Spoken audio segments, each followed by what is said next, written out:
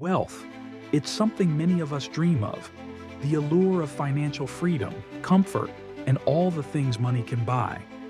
But what if I told you that sudden wealth can be your greatest enemy? What if this dream, when realized too quickly, could lead not to fulfillment, but to chaos? Let me share a story with you. Years ago, a man came to me at the monastery. He had recently inherited a fortune, a vast sum he never imagined having. At first, he was ecstatic, speaking of all the ways his life would improve. But as time passed, he grew restless, overwhelmed, even unhappy. His relationships strained, his sense of purpose faded, and he became consumed by fear of losing what he'd gained.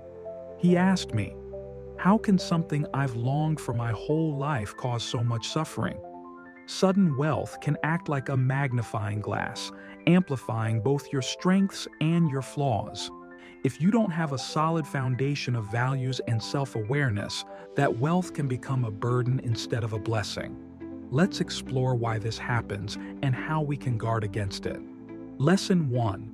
Wealth without wisdom is a curse. Imagine giving a child a powerful tool they don't understand, a tool they can't control. The results can be disastrous. Sudden wealth is no different. Without the wisdom to manage it, the money can control you rather than you controlling the money. It can lead to impulsive decisions, reckless spending, and the loss of meaningful connections.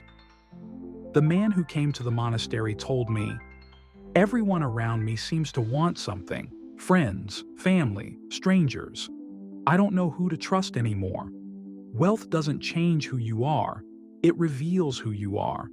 It shows your insecurities, your fears, and your values, or lack thereof. Ask yourself, am I cultivating the wisdom to handle success, or am I chasing it blindly? Lesson 2. True wealth is measured in meaning. Sudden wealth can create the illusion that life's problems are solved. But money cannot buy purpose, fulfillment, or love.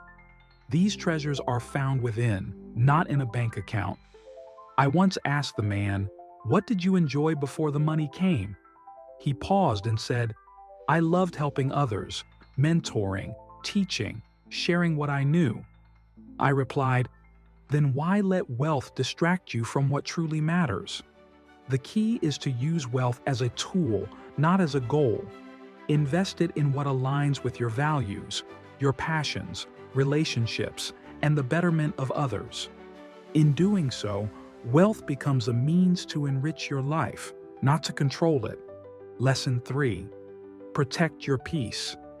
Sudden wealth often brings noise, demands from others, the pressure to maintain a certain lifestyle, and the fear of losing it all.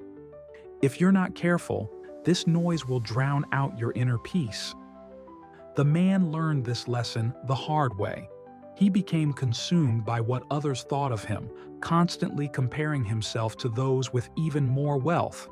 I told him, "Peace isn't found in numbers, it's found in contentment." Set boundaries. Know when to say no.